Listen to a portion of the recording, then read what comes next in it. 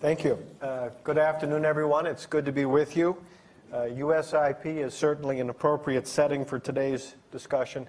I know in his former life, Steve Hadley must have asked himself many of the questions that we're grappling with today over and over again.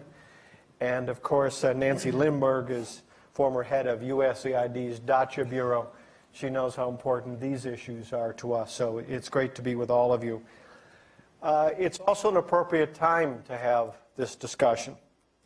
In coming weeks, the administration will finalize and roll out the first ever multi-agency framework for those issues that we're discussing on stabilization. It's called the Stabilization Assistance Review, and it's built upon the lessons that we're learning in Syria, Iraq, but also, quite frankly, a number of other places, the work that we've been doing over the last decade or so. This helps USAID because it establishes a clear division of labor and responsibilities in the joint efforts of USAID, state, and DoD in stabilization. It also helps us because it delineates mission parameters as quantifiable objectives as opposed to merely open-ended good intentions. The SAR will make it official that stabilization programs are more than just manifestations of American generosity. They are instead key components of our national security planning. They're part of the apparatus that is brought to bear in some of the most chaotic places in the world. To emphasize, the SAR will be about much more than what we're talking about today. It's about much more than Iraq and Syria. It is instead a way to, I think, clarify and reinforce our working relationships in a number of places in the world, places like the Sahel and elsewhere, where stabilization may be an important tool that we want to bring to bear. Having said that, I think our experience in Syria and northern Iraq has certainly taught us a lot, and it's certainly influenced our thinking.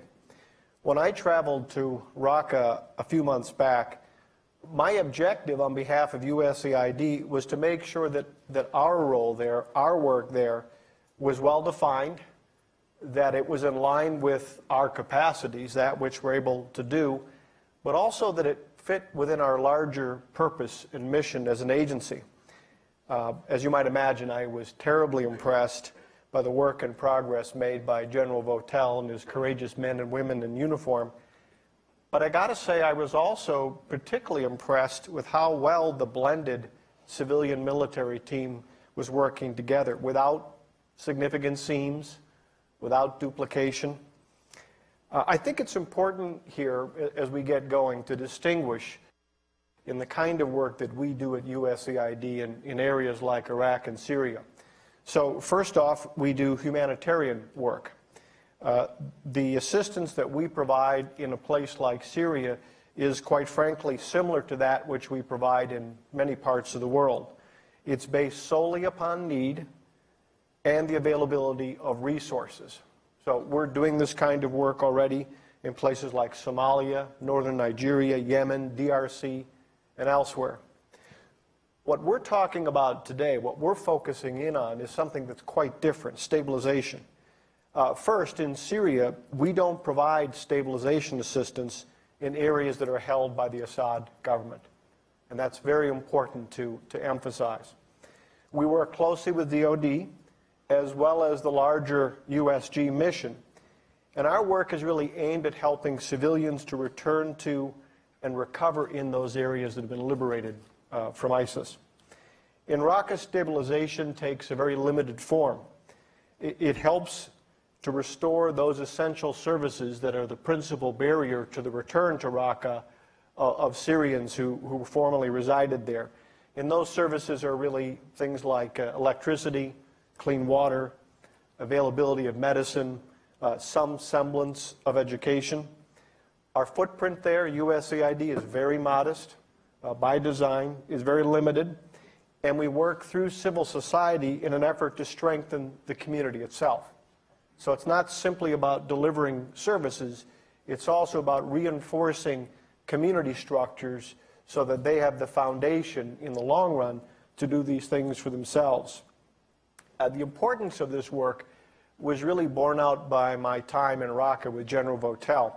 I remember we went to an IDP camp on the outskirts of town, and we interviewed a number of of Syrians, and we asked them whether they wanted to go home, first off, and every single one, without exception, said yes, they wanted to go back home to Raqqa. And then secondly, we asked them what held them back. And it was always those sort of things. It was electricity. I remember one young mother that we spoke to who said that the reason that she wasn't back in her home is that her husband was diabetic and they couldn't get meds.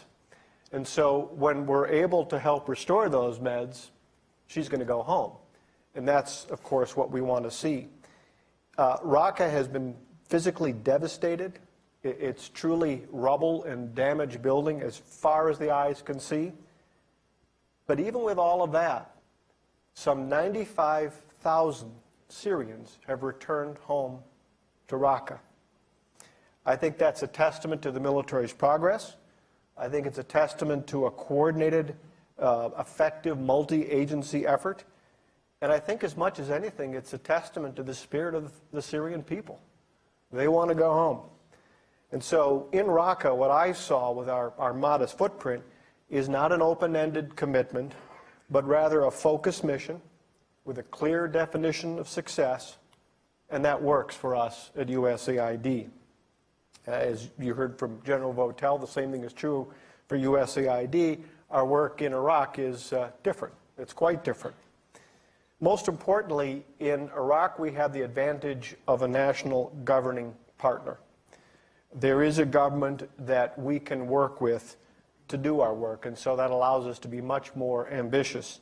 In addition to helping to rehabilitate some basic services in a number of communities, we're reinforcing responsive governance and trying to strengthen civil society.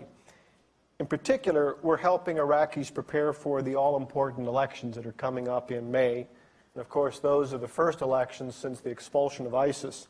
I personally have very high hopes for those elections. I think they're a great opportunity for the government both to strengthen its inclusiveness and its overall legitimacy in the minds of the people. And I think that a successful election producing a credible outcome is about as strong and lasting a rebuke to ISIS and extremism as I can possibly think of. Many of these Iraqis, as you know, were brutally victimized by ISIS. And so part of our work is targeting those who were disproportionately brutalized and affected. So religious and ethnic minorities, for example, in and around Nineveh. We're working with them in particular to try to create the conditions that will allow them to go home and to rebuild their lives. And so that's work that we're also doing there. In both Iraq and Syria, our role in stabilization is very carefully defined, and the specific activities, naturally, as they should, vary with the setting. There's no one-size-fits-all approach, at least not one that would accomplish the goals that we all want to see and that the President wants to see. Most importantly, our success, USAID's success, depends upon the success of the State Department in mobilizing international resources and their role, but also, of course, DOD, helping us to have access and security. Without their success, we can't possibly do what it is that we seek to do. All of this, I think, has created important lessons for us in the Stabilization Assistance Review report, and I think that that will be a lasting positive product from all of the work and all the challenges that we've seen.